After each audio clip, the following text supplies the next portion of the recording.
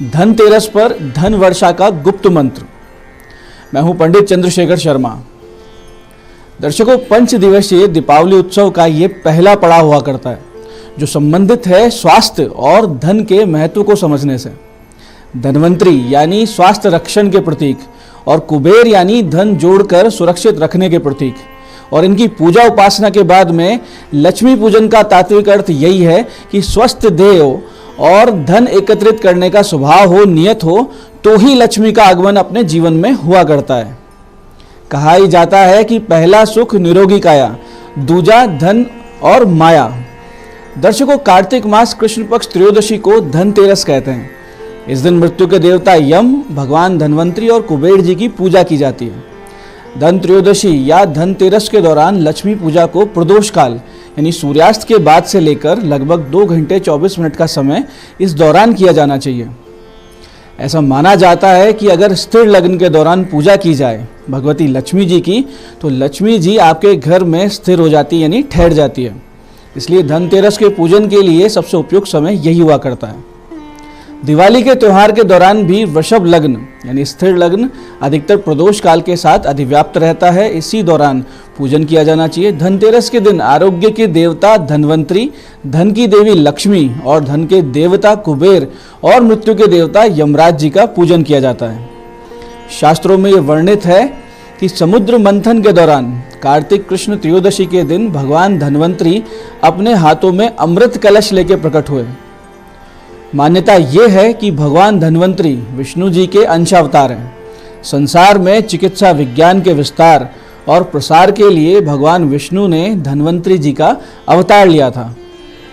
जिस प्रकार देवी लक्ष्मी सागर मंथन से उत्पन्न हुई थी, उसी प्रकार भगवान धनवंतरी जी भी अमृत यानी कि औषधियों से भरे हुए कलश के साथ सागर मंथन से उत्पन्न हुए हैं। देवी लक्ष्मी हालांकि धन की देवी है, परंतु उनकी कृपा प्राप्त करने के लिए आपको स्वास्थ्य और लंबी आयु का भी एक वरदान चाहिए। यही कारण है कि धनतेरस के दिन मृत्यु के देवता यमराज जी और भगवान धनवंतरी जी की पूजा का बहुत बड़ा महत्व है। शरद पूर्णिमा को चंद्रमा, कार्तिक द्वादशी को कामधेनु गाय, त्रयोदशी को धनवंतरी, चतुर्दशी को काली माता और अमावस्या को भगवती लक्ष्मी जी का सागर से प्रादुर्भाव हुआ था। इसलिए दीपावली के 2 दिन पूर्व धनतेरस को भगवान धनवंतरी जी का जन्म धनतेरस के रूप में मनाया जाता है। धनवंतरी जी के अलावा इस दिन देवी लक्ष्मी जी और धन के देवता, धन के अधिपति कुबेर जी की पूजा करने की बहुत बड़ी मान्यता है। इस अवसर पर धनिये के बीज खरीदकर बहुत से लोग अपने घर में रखते हैं। फिर दीपावली के बाद इन बीजों को लोग अपने बाग बगीचों में या अपने खेतों में बो देते हैं। इस दिन सायंकाल घर के मुख्य द्वार पर यमराज जी के निमित्त एक अन्न से भरे हुए पात्र में या अन्न बिखेर कर दक्षिण मुख करके दीपक रखने का और उसका पूजन करके उसे प्रज्वलित करने का और यमराज जी से प्रार्थना करने पर असामयिक मृत्यु से बचा जा सकता है। इस प्रकार का विधान भी है। शुभ मुहूर्त समय में लक्ष्मी पूजन करने के साथ साथ सप्त धान्य यानी गेहूँ, उड़द, मूंग, चना, जौ, चावल और मसूर, इन सब की भी पूजा की जाती है।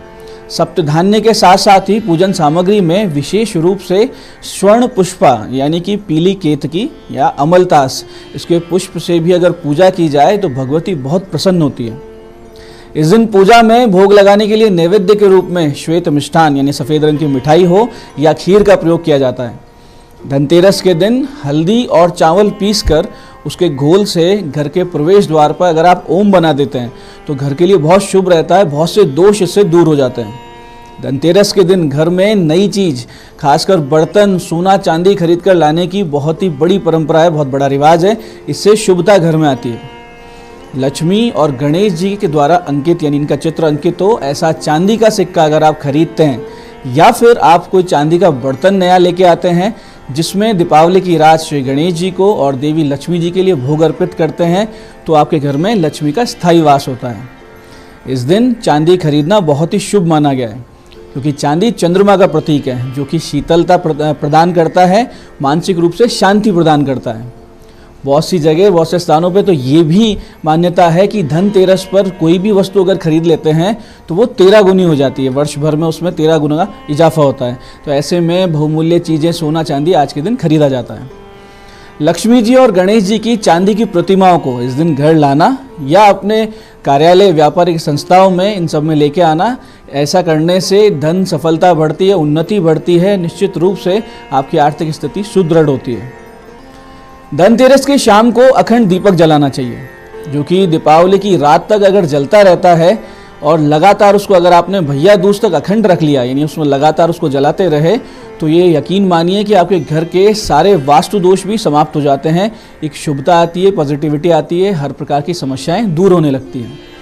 गौ माता के शुद्ध घी से दीपक में केसर डालकर और उसके बाद लाल धागे की बाती लगाकर ईशान कोण में अगर ये दीपक आप जलाते हैं शाम के वक्त, तो बहुत बड़ी भगवती की कृपा आपको प्राप्त होती है।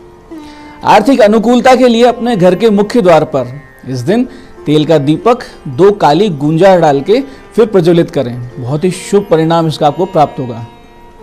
गंधादि से पूजन करके अन्न की ढेरी पर इस दीपक को रखें और स्मरण ये रहे कि वो दीपक रात भर जलता रहना चाहिए, बुझना नहीं चाहिए, तो इसका आप प्रबंध निश्चित रूप से करें। धनतेरस के दिन अगर आपके घर पे छिपकली दिख जाती है तो मान्यता ये भी है, लोक मान्यता है कि पूरे वर्ष भर आपके घर में धन की कमी नहीं रहेगी, यानी आगे से आगे कोई ना कोई व्यवस्था अच्छी बनती रहेगी। धनतेरस और हस्त नक्षत्र का संयोग ये भी बहुत ही विशेष होता है, जो इस बार है शाम को।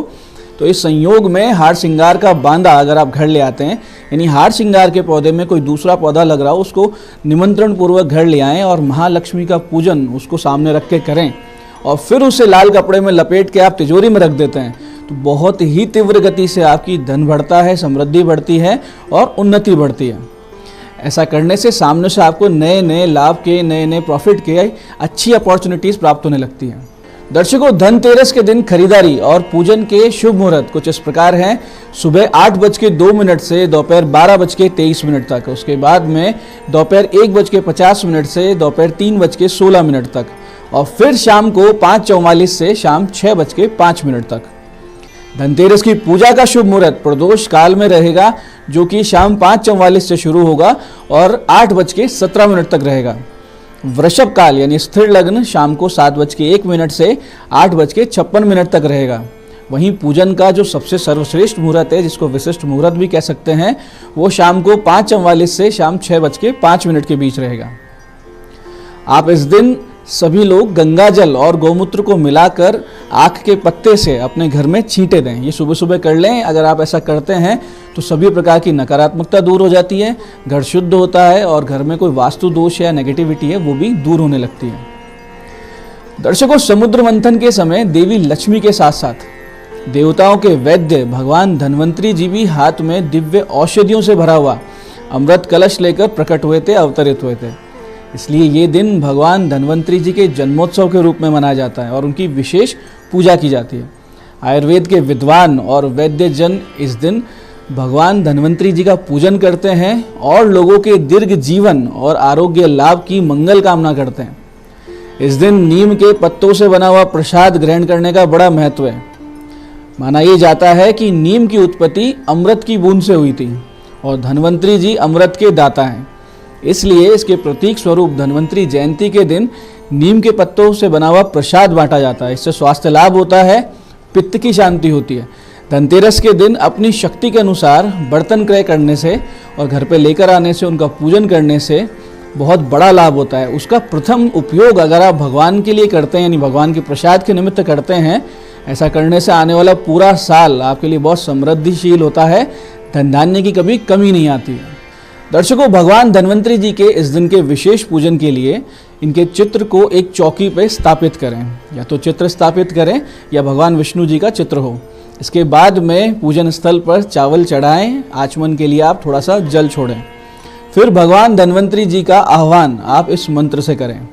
मंत्र जाप करते उनका आह्वान करें। सत्यम च येन निरतम रोगम विदुतम अन्वेषित च सविधि आरोग्यमस्य गूढ़म निगूढ़म औषध्य रूपम धन्वंतरी च सततम प्रणमामि नित्यम। इस प्रकार से मन से उनका आह्वान करें, उनको बुलाएं और स्थापित करें।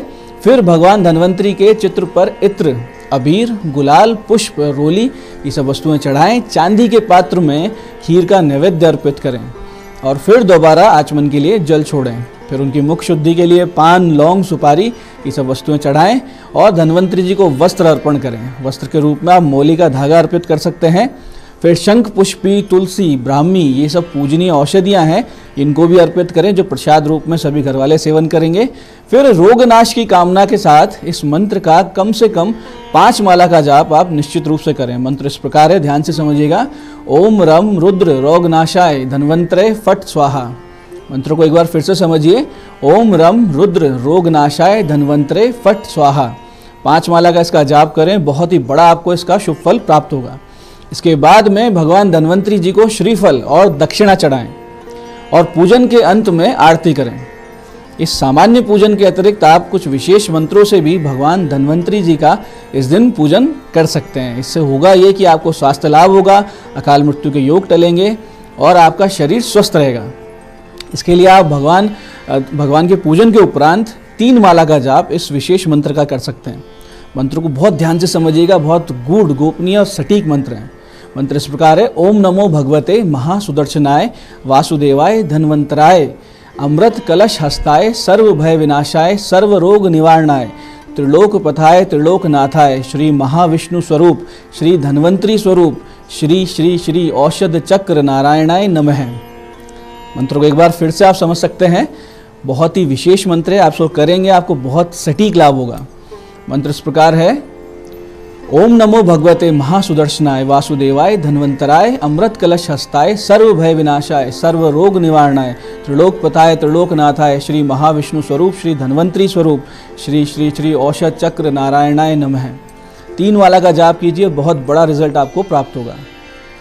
दर्शकों, धनतेरस के दिन अखंड संपत्ति की कामना से यक्षाधिपति कुबेर महाराज का पूजन भी किया जाता है। पुराणों में वर्णन है कि भगवान शिव ने कुबेर की तपस्या से प्रसन्न होकर उन्हें उत्तर दिशा का स्वामी बना दिया था और कहा था कि अब से जो भी उत्तर दिशा में तुमको नमस्कार करके जाएगा उसका कार्य तत्काल संपन्न होगा।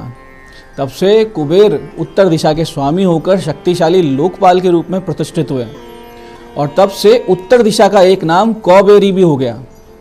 कुबेर उत्तर दिशा का स्वामी बनने के बाद भी तपस्या करते रहे तो भगवान शिव जी ने पुनः प्रसन्न होकर उनके सामने प्रकट होकर पूछा कि बताओ क्या वर चाहिए।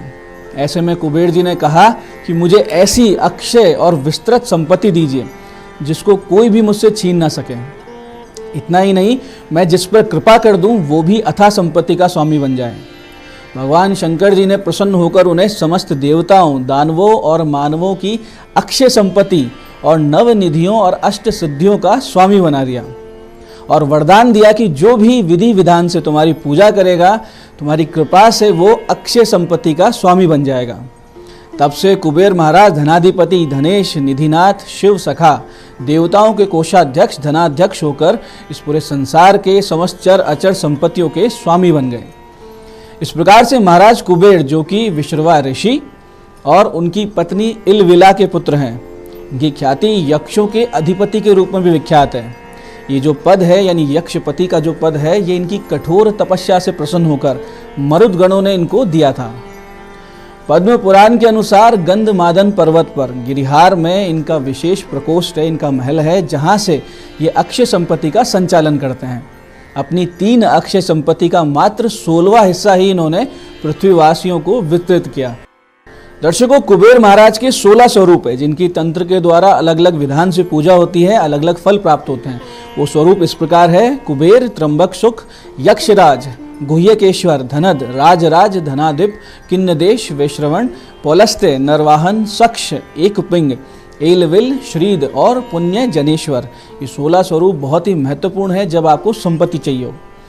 दर्शकों, इस दिन कुबेर महाराज के यंत्र की पंचोपचार से पूजा करनी चाहिए और उसके बाद में इस मंत्र के द्वारा आह्वान करें, आव्यामी देव त्वमामि हायाहि कृपा कुरु कोशम वृद्धे नित्यम त्वय परिरक्ष सुरेश्वर। इस प्रकार से मंत्र से आह्वान करें। इसके बाद में आप इस मंत्र का यथाशक्ति संध्या उपरांत यानी शाम को 6:30 बजे बाद में इसका जाप करें। ओम कुबेराय नमः। यथाशक्ति जितना ज़्यादा जाप करेंगे उतना ही आपको बड़ा इसका प्रभाव प्राप्त होगा।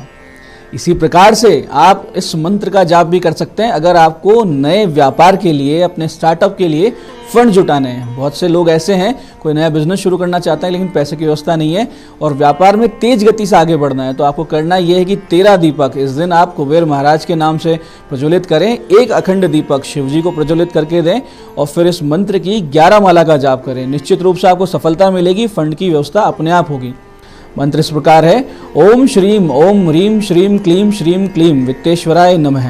मंत्र को फिर से समझिए, ओम श्रीम ओम ह्रीम श्रीम क्लीम वित्तेश्वराय नमः। इसी प्रकार से दर्शकों, अगर आप भगवान के इस मंत्र का जाप करते हैं तो आपके जीवन में आ रही आर्थिक अड़चनें दूर होंगी। विशेष रूप से जो व्यापारी गण हैं या जिनकी फैक्ट्री है, जिनकी दुकानें हैं, व्यावसायिक प्रतिष्ठान है, उन लोगों को रात्रि में 11 माला का जाप निश्चित रूप से करना चाहिए। पूरे वर्ष भर विशेष सफलता प्राप्त होती है। मंत्र इस प्रकार है, ओम यक्षाय कुबेराय वैश्रवणाय धन धान्याधिपतये धन धान्य संपदिम में देही दापय स्वाहा। इस प्रकार से 11 माला जाप इस मंत्र की करें। मंत्र को एक बार फिर से समझिए, ओम यक्षाय कुबेराय वैश्रवणाय धन धान्याधिपतये धन धान्य समृद्धिम में देही दापय स्वाहा। 11 माला कीजिए, चमत्कार खुद देखेंगे आप। इसी प्रकार से अन्य मंत्र द्वारा भी आप भगवान को भूमि लाभ, मकान आदि के उद्देश्य मनोकामना से पूछ सकते हैं। यानी कि जब आपको मकान चाहिए हो, वो भूमि चाहिए हो, कोई प्लानिंग कर रहे हो, तो इसके लिए आपको करना क्या है कि एक चांदी के तार का टुकड़ा लें। चांदी का तार ले लें, छोटा सा, सामने रखें, कुबेर महाराज से प्रार्थना करें कि जल्द से जल्द आपको भूमि, मकान, इन सब की प्राप्ति हो, इनका लाभ हो। फिर इस मंत्र की 11 माला का जाप आप करें और फिर वो चांदी का जो तार है उसको आप मोड़कर अपने पर्स में रख लें। बहुत जल्दी आपकी मनोकामना पूरी होगी। मंत्र इस प्रकार है, धनदाय नमस्तुभ्यम निधि पद्म अधिपाय च भगवान त्वत् प्रसादेन धन धान्यादि संपद है। मंत्र को एक बार फिर से समझिए, धनदाय नमस्तुभ्यम निधि पद्म अधिपाय च भगवान त्वत् प्रसादेन धन धान्यादि संपद है। इस प्रकार से इसका जाप करके तार को अपने पास रखें। बहुत जल्दी आपको मकान, जमीन सब मिल जाएगी। दर्शकों, इस दिन से माता लक्ष्मी का पूजन भी आरंभ कर देना चाहिए। शुभ मुहूर्त में रंगोली बनाकर कुमकुम से छोटे छोटे पग चिन्ह घर में अंदर की ओर आते हुए बनाएं और माता लक्ष्मी को गणेश जी के साथ एक चौकी पर विधि पूर्वक स्थापित कर उनकी सविधि पूजा उपासना इस दिन से आप सबको शुरू कर देनी चाहिए। इस पूजन में आप सभी 11 गोमती चक्र अवश्य रखें और उनके सामने स्फटिक की माला से श्रीम बीज की 21 माला का जाप 5 दिन तक करें और उसके बाद इन गोमती चक्रों को चांदी या किसी भी धातु की डिब्बी में कुमकुम और अक्षत मिलाकर अपने धन स्थान पर रख लें तो वर्ष भर आपको धन की कमी नहीं रहेगी, इसमें कोई संदेह नहीं है। ऐसे ही दर्शकों, अगर आप आर्थिक मोर्चे पर संघर्ष कर रहे हैं, हर प्रकार से असफलता हाथ लग रही है, परेशान चल रहे हैं, तो धनतेरस के इस विशेष दिन आप इस छोटे से उपाय को निश्चित रूप से करें। इससे होगा ये कि आप इस समस्या से भी बाहर आएंगे, आर्थिक स्थिति आपकी सुदृढ़ होगी। करना सिर्फ इतना है कि इस दिन सुबह 11:30 से 11:50 के बीच में माता लक्ष्मी के मंदिर जाएं, साथ में लेकर जाएं कुछ सामान, यानी एक शंख, 8 कौड़ी, 8 कमल, कमल ना मिले तो 8 गुलाब के फूल, 8 मखाने, 8 बताशे, खीर और गुलाब का इत्र। भगवती लक्ष्मी को ये सभी वस्तुएं अर्पित करें, अपनी समस्या कह दें और वहीं मंदिर में बैठकर इस मंत्र की 5 माला का जाप इस दिन आप करेंगे। मंत्र इस प्रकार है, ओम शुक्ले महाशुक्ले कमलदल निवासिनी श्री महालक्ष्मी नमो नमः। मंत्र को फिर से समझिए, ओम शुक्ले महाशुक्ले कमलदल निवासिनी श्री महालक्ष्मी नमो नमः। इसके बाद में भगवती के चालीसा का पाठ करें और भगवती को दंडवत प्रणाम कर, प्रदक्षिणा कर घर लौटाएं। इसी दिन से आपकी आर्थिक स्थिति में सुधार आएगा, इसमें कोई संदेह नहीं है। अचानक से धन लाभ की स्थिति आपके जीवन में बनने लगेगी। इसी उद्देश्य से इस दिन आप एक छोटा सा उपाय और करें। करना यह है कि दोपहर 1:35 से 2:20 के बीच में आपको लेनी है 4 छोटी छोटी चांदी की ठोस गोलियां और उनको एक गुलाब के इत्र से भीगे हुए सफ़ेद कपड़े में लपेट लेना है।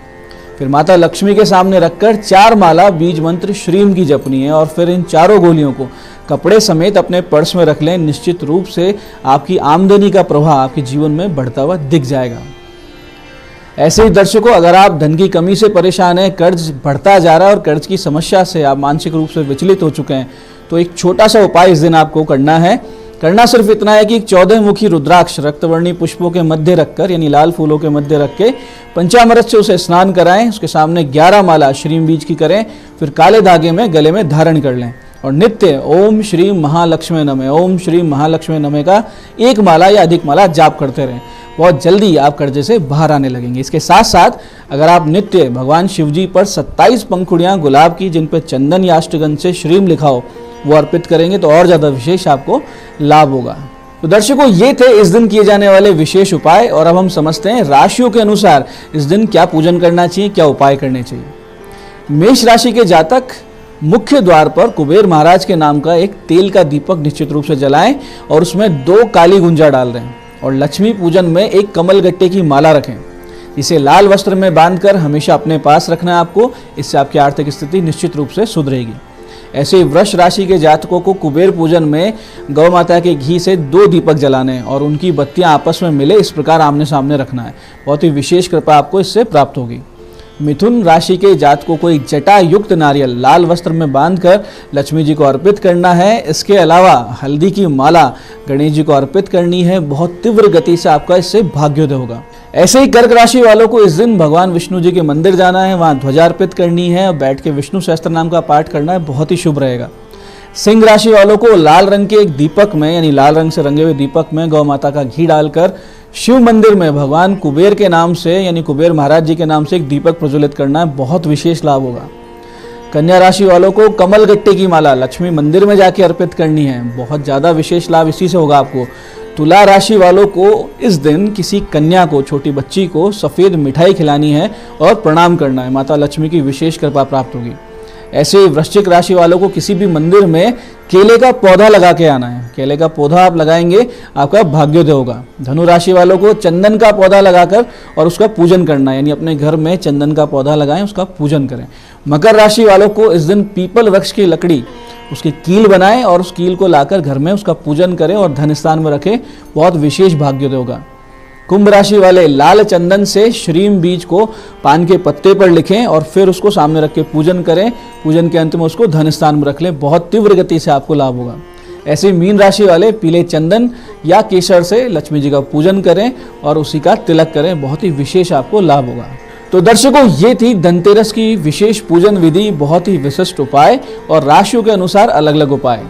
मैं पंडित चंद्रशेखर शर्मा ये आशा करता हूँ कि इस प्रकार शुभ और सटीक विधि विधान से श्रद्धा पूर्वक पूजन कर आप सभी कुबेर महाराज, भगवान धन्वंतरी जी और माता लक्ष्मी का आशीर्वाद प्राप्त करेंगे। आगे के जो साधना पथ है उस पर पूरे हर्ष उल्लास के साथ, पूरी श्रद्धा भक्ति के साथ अग्रसर होंगे। आज की इस विशेष प्रस्तुति में इतना ही। भगवती आप सबका कल्याण करें। जय आदिशक्ति।